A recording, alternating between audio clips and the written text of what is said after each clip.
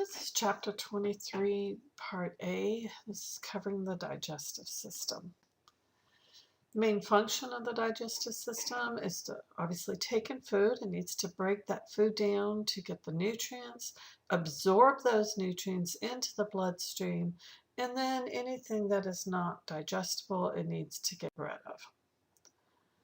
The various organs of the digestive system are grouped into one of two groups, the alimentary canal or the GI tract or gastrointestinal tract. You can use any of those terms. Basically, think of it as a long tube that's muscular. It runs from the mouth to the anus. And its purpose is to digest the food, so it's going to break it down to smaller fragments, absorb that. This will include the organs of the mouth, the pharynx, esophagus, stomach, small intestines, large intestines, and the anus.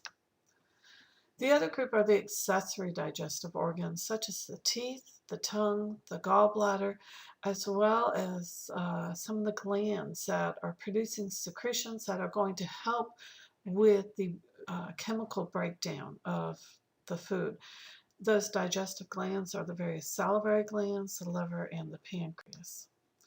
So this diagram is just showing the orientation. Obviously, food's going to come in the mouth. The teeth are going to help break it down. When you swallow, it goes through the pharynx, down the esophagus, which remember runs behind the trachea. From the esophagus to the stomach, it's then going to go into the small intestines, large intestines, and then the waste products out the anus. When we look at some of the processes of digestion, there's 6 different activities. First, ingestion, which is eating. 2 is propulsion, which is that movement of the food down through the digestive canal, starting with swallowing, and then we have peristaltic movement that's going to move it along through the canal.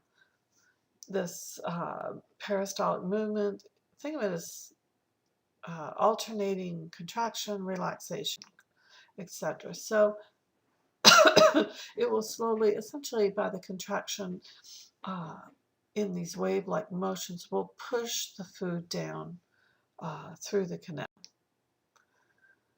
Continuing on with the digestive processes, number 3, the mechanical breakdown. That includes things like chewing, mixing that food with the saliva. You have in the stomach with the muscle contractions, it's churning that food up. You also have digestion, which is from a chemical standpoint. You are breaking these larger foodstuffs down into smaller components that then can be taken up by the individual cells. This will involve a lot of enzymes to help break those larger compounds into smaller compounds. Then you have the absorption, because you're talking about being in the digestive canal, you have to get it to the rest of the body. So it has to be absorbed from the GI tract, from the digestive tract, into the blood, into the lymph. And then the last step is defecation, which is the release of any of the non-digestible material, any of those waste products. So as you can see, ingestion is going to obviously start in the mouth. Mechanical breakdown starts in the mouth. Most of the absorption is going to occur in the small intestines, so we'll talk about all these different processes with the various organs as they occur. So how are the digestive organs related to other organs in your abdominal pelvic cavity? If you remember, you have the peritoneum, which are membranes that are in the abdomen. The visceral peritoneum is just on the outer surface of most of your digestive organs, and then the parietal peritoneum lines the body wall. That space that is present between the 2 peritoneums is known as your peritoneal cavity. It is filled with fluid that helps to lubricate, because, as we just said, all of these organs are going through peristaltic movement, and so to reduce that friction, there's fluid in the peritoneal cavity. The mesentery is a double layer of that peritoneum where they're fused the two layers are fused together. It extends from the body wall to the digestive organs. And this has blood vessels, the lymphatic vessels, the nerves that are moving through. It basically provides that route for them. It also helps to hold the organs in place, and it is a location for storing fat. Peritoneal organs, also refers intraperitoneal organs, are those that are located within the peritoneum. Retroperitoneal organs are located outside of it. That would be the pancreas, part of the duodenum, and parts of the large intestine. So this picture is just showing the relationship of where you have those two layers, the parietal versus the visceral, and you can see by the location that most of the abdominal pelvic organs, most of the digestive organs are found within the peritoneum. Peritonitis is inflammation of this. It can be caused by things such as an abdominal wound, a ruptured appendix. Oftentimes the peritoneal coverings stick to each other, so that kind of helps to keep an infection from spreading. If it does spread, this can be very, very dangerous. It can kill, so it needs to be treated as soon as possible. And usually very high doses or megadoses of antibiotics are going to be given to help treat it. All of the digestive organs have 4 different layers or tunics: the mucosa, submucosa, muscularis externa, and the serosa. Excuse me. The mucosa is the innermost layer that lines the lumen, which is where the food is flowing through. There's different functions of it. It helps to secrete mucus, digestive enzymes, and organs. In the small intestines, it's going to be involved with absorbing those nutrients, and they're also helping to protect against any type of disease, because who knows what may have been in the food that you ate. There are 3 sublayers to it: the epithelium, lamina propria, and the muscularis mucosa. Epithelial tends to be simple columnar epithelial cells, and this can be involved with helping to secrete mucus, which may help protect the various digestive organs from some of the enzymes that are being produced, and it also helps with passing the food along. In some locations, they may actually also secrete some of the enzymes and some of the hormones, such as in the stomach. The lamina propria is loose areolar connective tissue that has a very strong supply of capillaries here, because you need to be providing, number one, these organs with a lot of nourishment, but also absorb the nutrients that are passing through the digestive system. They also will contain lymphoid follicles. These follicles are part of, remember, the MALT system we talked about with the immune system and lymphatic system. MALT standing for the mucosa-associated lymphoid tissue. It does contain a lot of macrophages that are going to be helping to protect against any microorganisms that may have come in, once again, with the food supply. The muscularis mucosa, smooth muscle, that's involved with some of the movements here. The second main layer of the alimentary canal, in terms of histology, is the submucosa. This contains blood, lymphatic vessels, nerve endings that are supplying the areas around the digestive system. The tissues of it tends to have a lot of elastic tissue with it, because there's going to be a lot of shape changes as you engulf the food, chew it, swallow it, and then as it goes through the intestines. So you have the normal shape. It's got to expand when, say, large amounts of food are passing, and then it has to then go back to its original shape. So you want to have that elasticity there. Muscularis externa, these are the muscles that are responsible for the peristalsis segmentation, that's helping to move the food along. Typically, you have muscles, and the muscle fibers are going in different directions. The innermost one is circular, and the outer layer is longitudinal. This helps with really mixing and churning of the food, and you get a much stronger overall contraction. You do have circular muscles in some areas that we refer to as sphincters, such as between the stomach and the small intestines. Cirrhosis, outermost layer, it's made up of that visceral peritoneum, and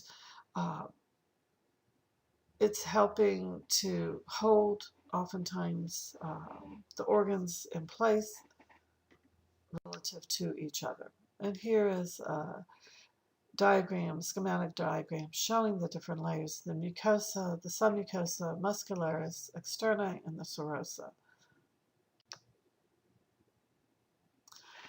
In terms of blood supply, arteries are going to branch off of the aorta to serve your digestive organs. You've got your hepatic, splenic, and left gastric arteries, as well as the inferior and superior mesenteric arteries. The hepatic portal circulation is going to be draining the blood from the digestive organs that have just picked up all of those nutrients. So it's very rich in nutrients, and it's going to be delivering that blood to the liver. The liver acts kind of like a filter, and it's got to process that blood, remove any toxins that may be present first before it goes to the general system throughout the rest of the body then. So from the digestive system, the blood supply is going to go from digestive system to the liver for filtration, and then back into the rest of the systemic circulation. In terms of controlling, you have enteric nervous system. A lot of the nerves are going to be basically controlled separately from the brain and spinal cord. I mean, they're obviously attached to it, but they're going to be responding to different factors as far as trying to regulate the glands when they secrete, say, mucus, when they secrete various enzymes, when do the smooth muscles contract, and overall the peristaltic movement. Short reflexes, this is going to be mediated by the enteric nerve plexus. They were responding to different stimuli that are coming from the GI tract itself. Long reflexes are responding to stimuli typically from outside the GI tract. It's usually coming from the autonomic nervous system, which, remember, is subdivided as your sympathetic and parasympathetic system. Parasympathetic, remembers that relax and relaxation. This will enhance or increase digestive processes. The sympathetic is the fight or flight, and it's going to inhibit digestion. Once again, if you're in a crisis situation, it really doesn't matter at that point whether you digest your chocolate chip cookie that you just ate. So sympathetic will inhibit digestion. So this diagram is just showing the different types of stimuli, the different receptors that may be picking up, stretching, chemical receptors, etc., and the responses, and how all of these are working together. So the digestive activity is going to be stimulated by a range of both chemical and mechanical stimuli, like say stretching, changes in pH, presence of substrates. When the stimulus is received, it's going to stimulate some of the reflexes for the smooth muscles to start contracting so that you can start mixing the food as it's passing through the digestive tract. You also activate or inhibit various glands to secrete hormones, digestive juices, so you can start breaking down the foods. As I said just a little bit ago, your intrinsic controls involve the short reflexes, extrinsic involve the long reflexes of the autonomic nervous system. There are hormones that are being produced from cells in both the stomach and the small intestines, and they oftentimes stimulate either that same organ or other organs to also start secreting additional either enzymes or hormones to aid in the digestion, stimulate contraction of some of the muscles, once again for digestion to occur. If we look at the functional anatomy of the digestive system, starting with the mouth, obviously the food comes in the mouth, it's going to be chewed and mixed with saliva, which has enzymes that will start the digestion. So digestion is going to start in the mouth, and then the mouth is also where you're going to initiate the swallowing process. So here's where we talk about the mouth. We've got the tongue, the teeth, and the salivary glands. You do have stratified squamous epithelial cells that are lining the mouth. These tend to be fairly tough because they're receiving a lot of abuse, a lot of abrasion. And this picture is just showing a cross-section in terms of the orientation of the tongue, which is a muscle, relative to the oral cavity, and then the oropharynx and the laryngenopharynx, and then the esophagus and the trachea. You can see the orientation to each other. With the mouth, in this diagram, obviously you can see the teeth, you can see the opening of like the submandibular duct where some of the saliva is going to be entering into the mouth. You have the uvula in the back. You've got the soft and hard palates. The lingual frenulum is what attaches the tongue to the base of the mouth. Said earlier, the tongue is skeletal muscle. It's going to help with the mixing of the food, positioning of the food in the mouth, forming that bolus, which is what we call that mixture of food and saliva once you swallow it. Tongue's also going to be involved with helping to initiate the swallowing process. It will also be involved with speech, and it does contain the taste receptors. On the surface of the upper surface or superior surface of the tongue, you do have the papillae. A lot of these do contain your taste receptors, which you should have studied back with the special senses at the end of A&P1, where you know at least that they are embedded below the taste buds are embedded below, or the receptors below the surface of the tongue. So you do have, as you can see in here, some of the tonsils. You can see where the epiglottis is relative to the tongue, and where the different types of the papillae are located, or bumps on the tongue. The salivary glands, the function of saliva is to help cleanse the mouth. It will help dissolve chemicals. In order for you to taste them, they must be dissolved. It helps to moisten that food. That's going to make it easier to swallow. It compacts it into the bolus.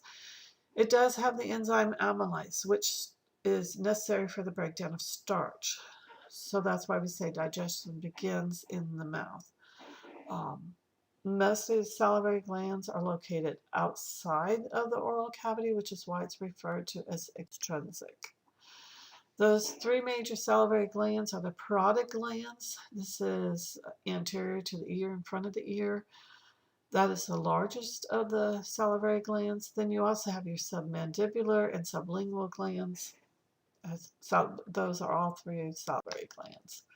You can see the location of them here and how they drain into the oral cavity. So what is saliva composed of? It's mostly water. It is very slightly acidic.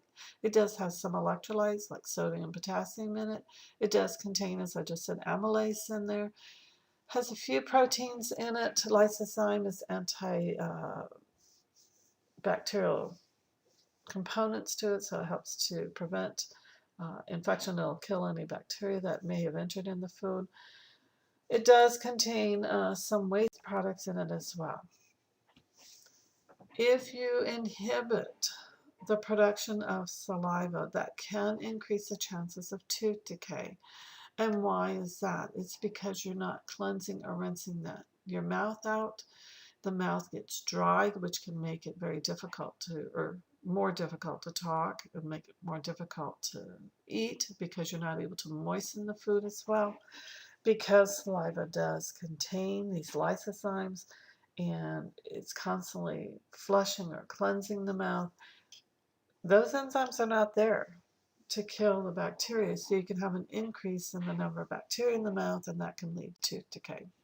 If we look at the teeth, mastication is the process of chewing. You're going to tear the food and then grind it up, chew it up into smaller pieces. The primary teeth or primary dentition consists of 20 baby teeth or deciduous teeth. It varies as to when you see those. It can usually starts about 6 months where a baby gets its first teeth and continues about 24 months or 2 years of age. After the baby teeth, you have your permanent teeth. There's 32 of those. And this shows on top the milk teeth or the baby teeth, and on the bottom the permanent teeth. The names of them, we do classify them or groups: your incisors, canine, premolars, and then the molars. In the front, you'll notice where you have your incisors, which are for tearing, and then the molars in the back are designed more for chewing of the food. This cross-section of a tooth shows what is below the gum line is the root. Right at the gum line, really ideally should be below the gum, is the neck, and then the portion you see is referred to as the crown. The crown is covered with enamel. Below that is the dentin.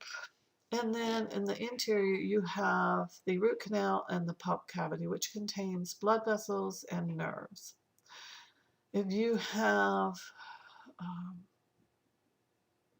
it can be caused by various issues, damage to the tooth, where they then have to do a root canal. What they do is they go through that root canal into the pulp cavity and basically destroy the nerves to that, and it's going to destroy the blood vessels to that tooth.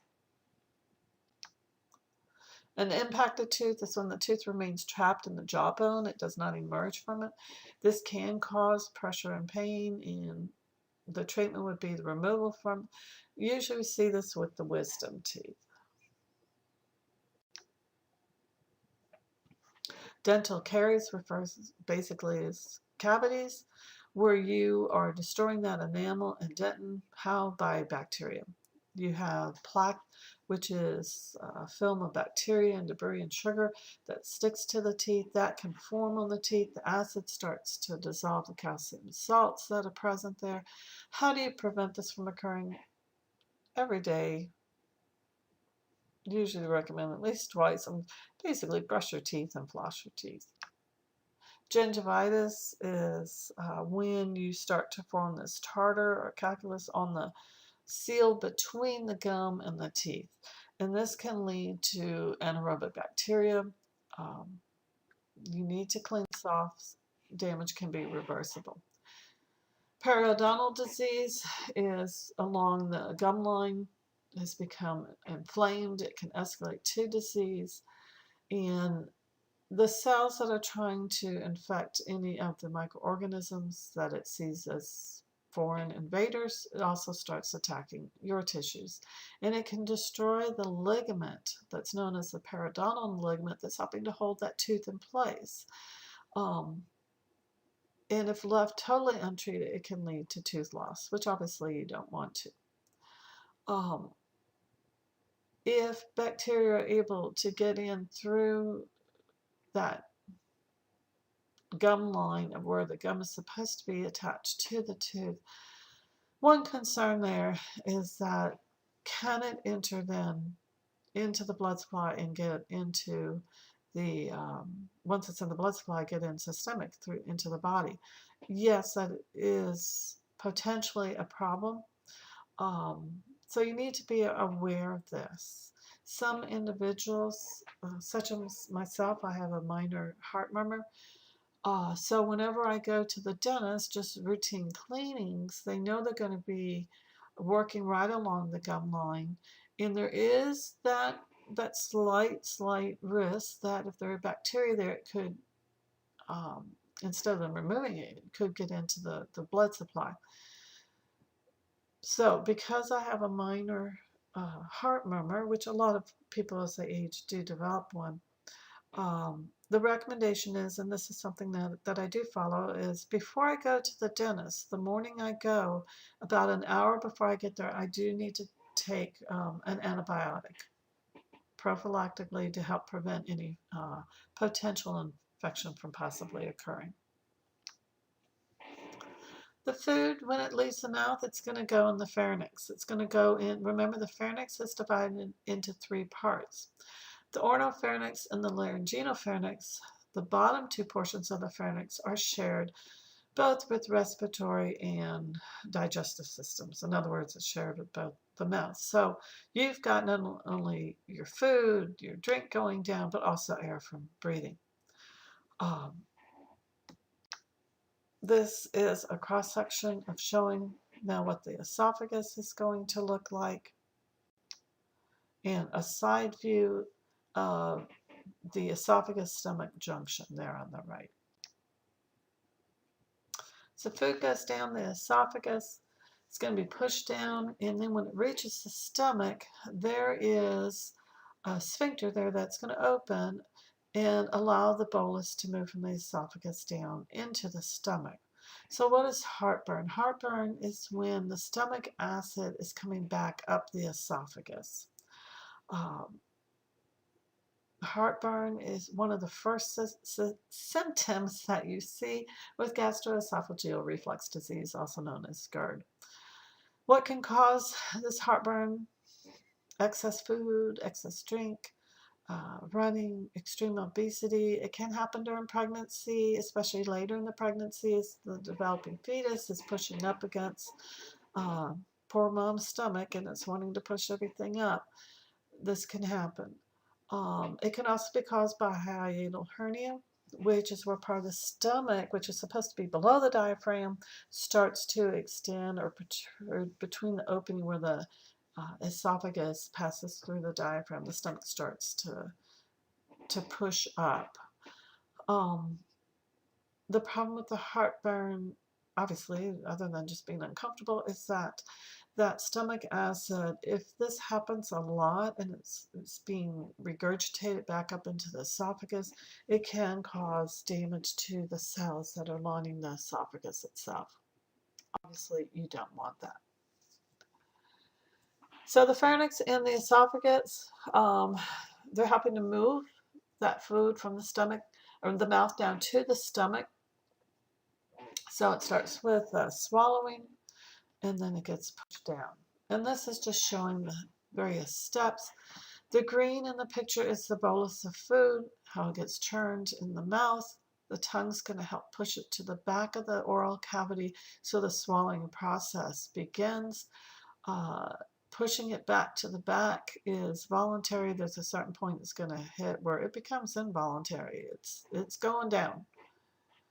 And so then it slowly gets pushed. The epiglottis is going to help cover the trachea. The larynx actually pushes up so that the food doesn't go down the trachea. Instead, it goes down the esophagus, which, as I said earlier, is behind the trachea. And the peristaltic movement is going to move that bolus down the esophagus. When it hits the top of the stomach, which is where the gastroesophageal sphincter is located, normally it's closed. When the bolus hits it, it opens it, allowing the bolus now to move into the stomach. So as they say, over the teeth, over the tongue, look out stomach, here it comes. It's now ready to have work in the stomach start. Stomach is essentially a storage tank. You're going to start protein digestion here. So the saliva had amylase. You started carbohydrate or starch digestion in the mouth.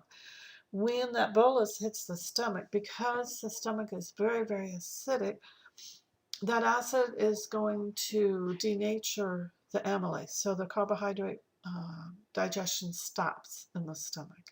It will start up again later, but in the stomach, it's mostly just protein digestion. That bolus, the food that entered into the stomach, it's going to be churned and mixed with the gastric juices to form what we call chyme. The volume of the stomach, when it's empty, is about 50 milliliters. But when it's full, it's able to stretch and expand so it can hold 4 liters. Now, I know they changed the units here. Those of you not familiar with the metric unit, we're talking 50 milliliters to 4,000 milliliters. So the volume greatly expands. How is it able to do that? Because when it's empty, the stomach has a lot of folds that we call the rugae. So in this cross-section of the stomach, you can notice at the top of the stomach we refer to as the fundus. Down at the bottom is the pyloric area. The pyloric sphincter is that valve between the stomach and the small intestines. The duodenum is that portion of the small intestines that connects to the stomach. In this cross-section, you can see the rugae are all those folds in the stomach that can stretch out to expand the volume capacity of the stomach. The other thing to notice is in the cross-section, in this picture, you can see how there's 3 different layers throughout the body or the main portion of the stomach of muscle. And the fibers are running in different directions of each layer. And that's really important because that really assists as they all start to contract, aids in the mixing and churning of the stomach so that you get better efficiency of digestion and mixing that occurs there. The autonomic nervous system helps to supply the stomach. The sympathetic fibers and parasympathetic fibers are relayed there. You do have obviously very good blood supply as well from the celiac trunk and the hepatic portal system. The mucosa layer in the stomach is somewhat modified here. It's composed of a lot of mucus cells that are secreting a mucus that's going, part of this is helping to protect the stomach. You also have what are known as gastric pits. The gastric pits lead down at the bottom of them is the gastric gland, which is producing the gastric juice. So the gastric juice is produced by the gastric gland that is at the base of the pits, the gastric pits. The glands in the fundus and the body, the upper 2 portions of the stomach, are producing most of the gastric juice. There's several different types of gland cells that are in this area. Once again, here's another cross-section showing the different cells, such as the mucosa neck cells, parietal cells, chief cells, and the surface epithelial and mucus cells. And then the intraendocrine cells down at the base. The mucosa neck cells, these are producing an acidic mucus. The parietal cells, these are secreting hydrochloric acid, which has a very, very low pH. Hydrochloric acid is going to help denature proteins. It will activate pepsin. It will kill a lot of bacteria that may have entered in with the food. And then it also has an intrinsic factor to it, which is going to be necessary in the small intestines for the absorption of vitamin B12. The chief cells are going to be secreting pepsinogen. This is an inactive form of the enzyme. For it to work, it must be activated to pepsin. How is it activated? By the hydrochloric acid and also by pepsin itself. Chief cells are also producing some lipases. And then the intraendocrine cells are secreting various chemical messengers that act as paracrines and hormones. And once again, this is showing a cross-section of, in the gastric gland, the 4 different types of cells that are present. The mucosal barrier is there in the stomach. As I said, you're producing this acid that is a very harsh condition, so it has to protect the stomach. So you've got a mucosal barrier. It's a thick layer of bicarbonate-rich mucus. And the stem cells are very active here. The surface cells are being replaced about every 3 to 6 days. Gastritis is an inflammation basically of the stomach's mucosal layer. It has been breached, so it causes that inflammation of the stomach. Peptic or gastric ulcers are where you start to have erosion of the stomach wall. If not corrected, not taken care of, caught in time, can cause peritonitis and hemorrhaging. Most ulcers they have found are caused by a bacterium called Helicobacter pylori, often referred to just as H. pylori. So if you can prevent H. pylori from growing, that can solve most or prevent most ulcers from occurring. There are some other things that can also lead to ulcers. One thing are some of your NSAIDs, non-steroid anti-inflammatory drugs, such as aspirin, which is one reason why the recommendation is do not take aspirin on a real regular basis unless directed by a physician. And if you have to take it on a regular basis, usually it must be the enteric coated aspirin. And that's to help protect the stomach. So what's occurring in the stomach? Well, you're going to continue breaking down the food. As I said, it's basically a storage tank. It's holding area for the food. It will deliver that chyme to the small intestines. It's breaking down proteins because of that HCl, the hydrochloric acid. You are absorbing things such as lipid-soluble alcohol and aspirin into the blood in the stomach, and you are secreting that intrinsic factor, as I said earlier, that's necessary for vitamin B12 absorption. The gastric mucosa is secreting about 3 liters of those gastric juices per day, and it's going to be regulated by both neural and hormonal regulations. The gastric secretions can be broken down into 3 different phases. The ciliary phase or reflex phase, this is going to be triggered by aroma, by taste, by sight, by thought. If I were to sit here and start talking and just mentioning about, do you remember maybe being in your mom's kitchen and the smell of fresh homemade bread or homemade chocolate chip cookies about ready to come out of the oven?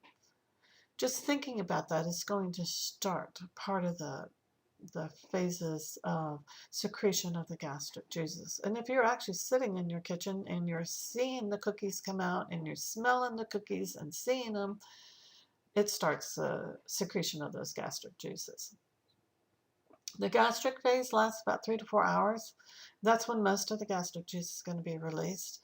Part of it is going to be stimulated by stretch receptors. So as the food is entering, the bolus is entering into the stomach, and you have stretching of that stomach occurring to accommodate that increased volume, that's going to stimulate gastric juice production. And then just the fact that you have chemicals, the partially digested proteins, etc., are going to help stimulate. Low pH tends to inhibit the gastrin secretion because you already have low pH. You don't want to add any more hydrochloric acid to that. So between meals, that's going to be the inhibition. The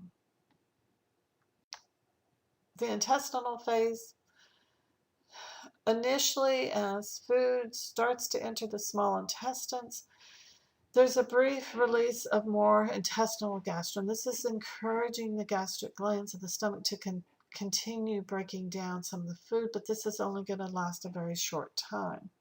As the intestines fills, then it's going to inhibit and shut down the intestinal phase. What's going to inhibit the gastric secretions? As the food enters into the small intestines, the change in the shape, the stretching of the duodenum, which is the first section of the small intestines, as that chyme is entering in it, that's going to be one factor that can cause inhibition. The presence of that acidic chyme, the fatty chyme presence, and the hypertonic chyme presence, is all those 4 things are going to help to inhibit the secretion of the gastric juices. Why do you want to inhibit? Well, as the chyme's moving into the small intestines, you don't really need it to break down the stomach because you've already been breaking down the chyme.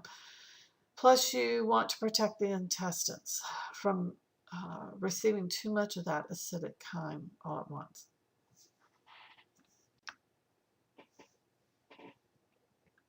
So this just shows some examples of how you can inhibit the production of those gastric juices as it enters into the chyme. And this is a really nice summary table showing both the stimulatory and inhibitory effects associated with the digestion at this point. And then here is a list of the various hormones that are playing a role in digestion and continues. The peristaltic waves of the stomach are going to move towards the pylorus, which is the lower portion of the stomach. There's a set rate that it's going to be moving it down as it starts up at the fundus up at the top and moves down towards the bottom. They get stronger, more powerful as it gets towards the stomach.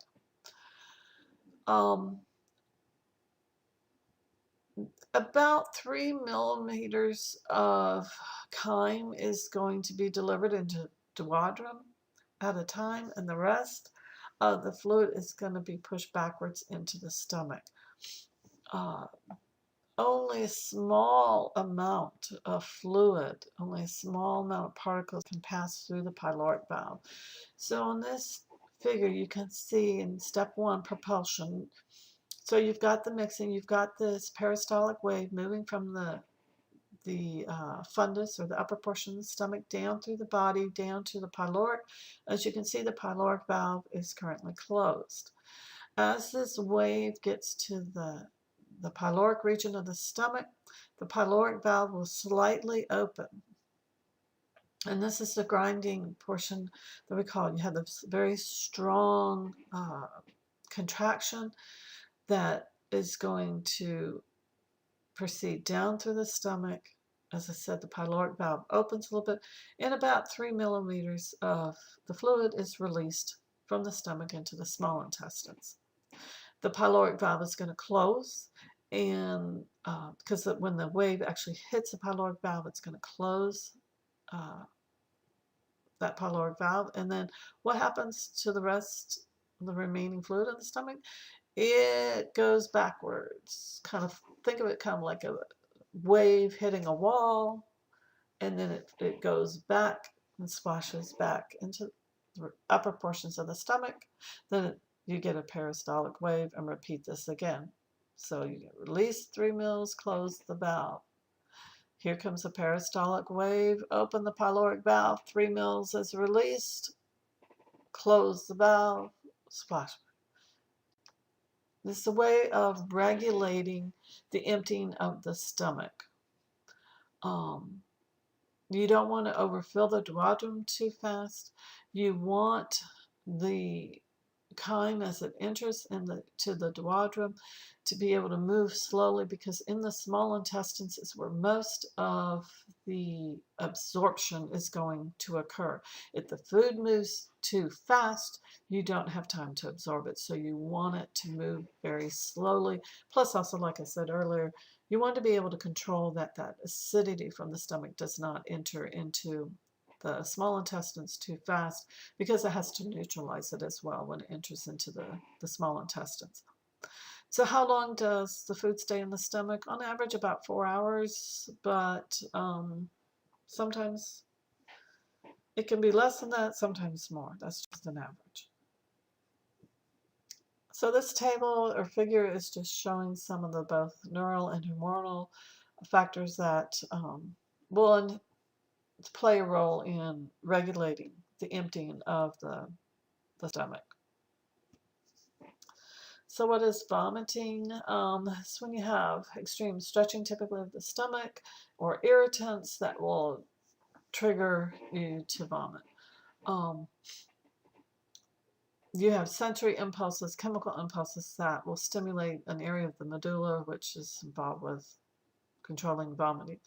One thing you have to be careful of, if you have a patient who has excessive vomiting, this can lead to dehydration, so you need to watch their fluid intake, and not just water, but you need to be careful about their electrolytes as they're vomiting, that the acid-base balance can get out of whack and lead to additional problems from that. So you typically need to replenish the fluids, but not just with water, but also with electrolytes as well.